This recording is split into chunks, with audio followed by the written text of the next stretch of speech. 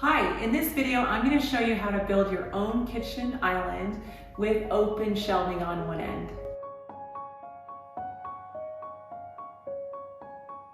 Before we get into the actual build of this kitchen island, I want to talk a little bit about it. If you've been following along, this kitchen is part of our cabin house build where we have built a really simple cabin style house from the ground up. Got most of it on video, and there's a whole playlist. I'll link that in the description.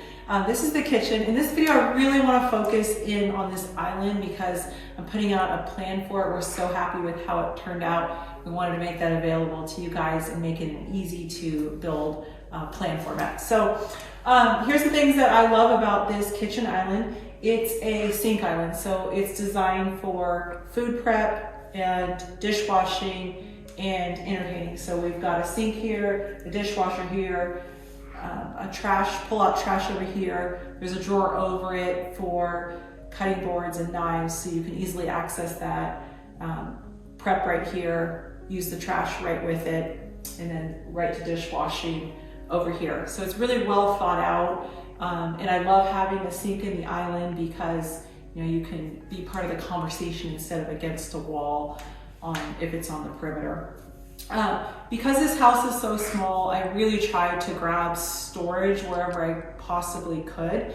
So we made this island a foot wider by adding all this open shelving. Now you could definitely just add doors on this, but once you put a stool in the way, it gets really hard to access this. So what I love about this is you could still fit a stool here, and you could leave this open if you needed more knee room, but this is really accessible. So I envision, if this was my house, I would have like arts and crafts supplies here, maybe my laptop here, maybe my electronics, my phones, the cords, things like that could all go here. So it's real easy to access, but it's easy to put away as well. So we gain quite a bit of storage by adding this. Another feature that I really love is I really try hard anymore in an island design to get a corner seating arrangement, so that way you're not all sitting in just a row, because that's super awkward. You want to sit around a corner. So this island will actually fit stools along here, and then for someone that's maybe taller and needs a little bit more knee room, there's stools here on the end. So it's very versatile. So let's get into the build.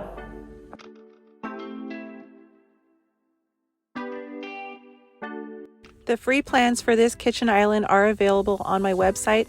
I've linked it in the description, so no need to write all this stuff down. I've given a lot of information in the plans and specifics in the cut list and all that.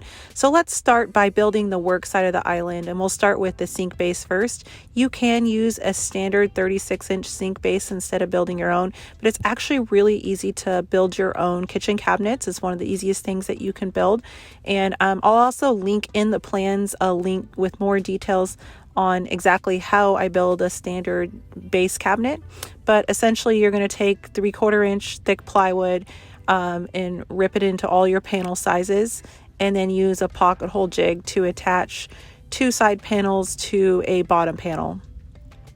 I use the 1 1/4 inch coarse screws and plywood. And then I'm using a frameless design on these cabinets, which essentially means it doesn't have a face frame on the front. It makes it a little bit cheaper and easier to build the cabinets, saves a couple steps, and also the access to the interior cabinet is much easier. You'll need some base supports to tie in, like at the top and at the bottom, just to give it some more structure. You think of it as maybe like just some little supporting members, so you don't have to put extra plywood at the top, which also saves you money and time in the long run. So I like to do a corner 1x3s at an angle to strengthen up the back corner of the kitchen cabinets. And I'm always building anticipating that we're gonna put a really heavy countertop on, so we want to make sure these cabinets can hold up to it. And then I essentially just built the trash cabinet connected right to it, so made it a 2-bay cabinet. For the dishwasher opening, I just cut a third panel, just a blank end panel, and then we cut base supports that are just being used right now as spacers to space out where to install the dishwasher panel, and we're pocket holing the panel actually to the floor to hold it in place.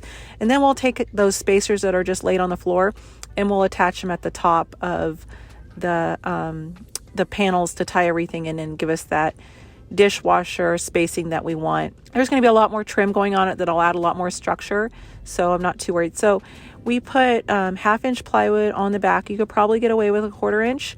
The reason that I'm doing the 1/2 inch is because we're going to put the quartz countertop on that's really heavy. So now for the shelf side. So the open shelves we're really just making a bookshelf that's more linear in shape. You do need some dividers in the middle because the shelves will start to sag after about 36-40 inches. I could have probably gotten away with just one divider in the middle, but I wanted the 3 sections of the bookshelf because it kind of grounds having 3 stools on that side, and odd numbers generally look better design-wise.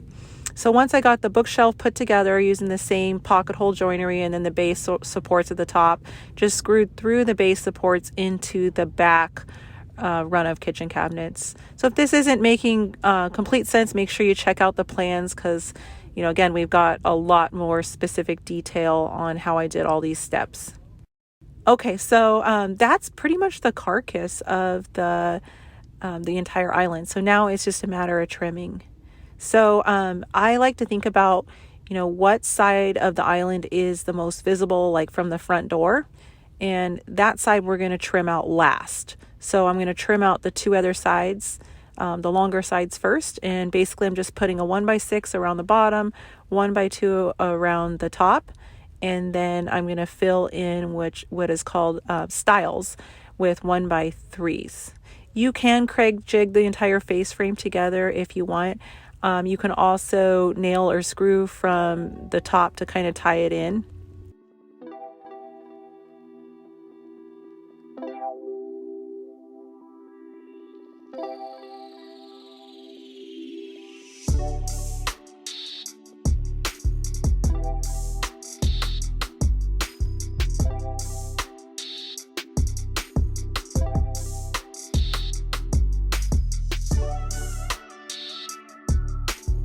Okay, and then this is the side that you walk in and see from the front door. So I'm going to do it last so it overlaps the trim that I did in the previous step, so you don't see a joint when you walk in the front door. And then I'm going to add stiles to cover up the seam between the open shelves and the work run of cabinets. And then just get everything filled and sanded really well. And then we've been kind of painting it in stages just to make it easier. I do a roll and brush method. A sprayer would be, you know, the most ideal way to go, but we didn't have good ventilation at this point. All right, so I need to put base molding on, but first we got to do the flooring because the flooring goes right up to the island, and then the base molding I pre-paint it and then just nail it over the seam between the flooring and the cabinetry. Now for the doors and the drawers. So I just went ahead and built the drawers in place, and I'll link a tutorial on how to do that. And then we ordered our doors from Barker Door and painted them. And now we're just going to go ahead and install them with hinges. And I have a link to a video on how to do hinges in the plans as well.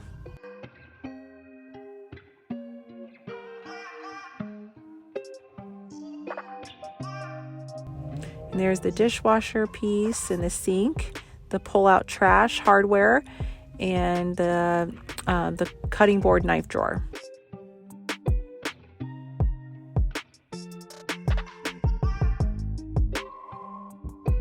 So the final step is to put in the sink and the countertop.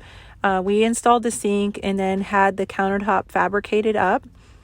I left about 10 inches overhang on the shorter side and about 6 inches on the longer side.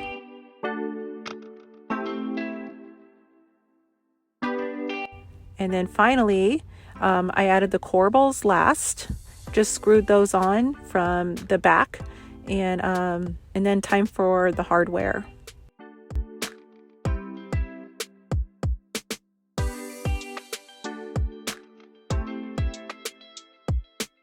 So this jig that Craig makes is absolutely awesome. It makes installing hardware so easy and precise, and it looks really professional when you're done.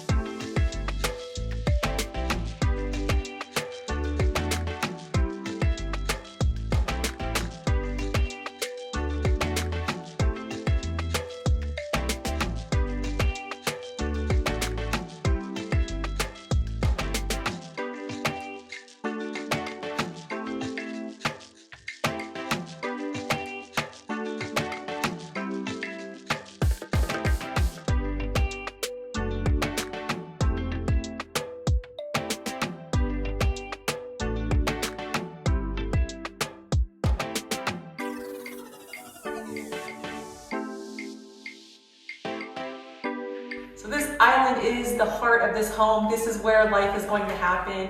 We're glad that we put the extra time into making it awesome. The free plans are linked in the description below, so go ahead and click on over and check them out, download it. If you build it, please share, because we can't wait to see how your island turns out. Thanks again for watching. We'll see you next week.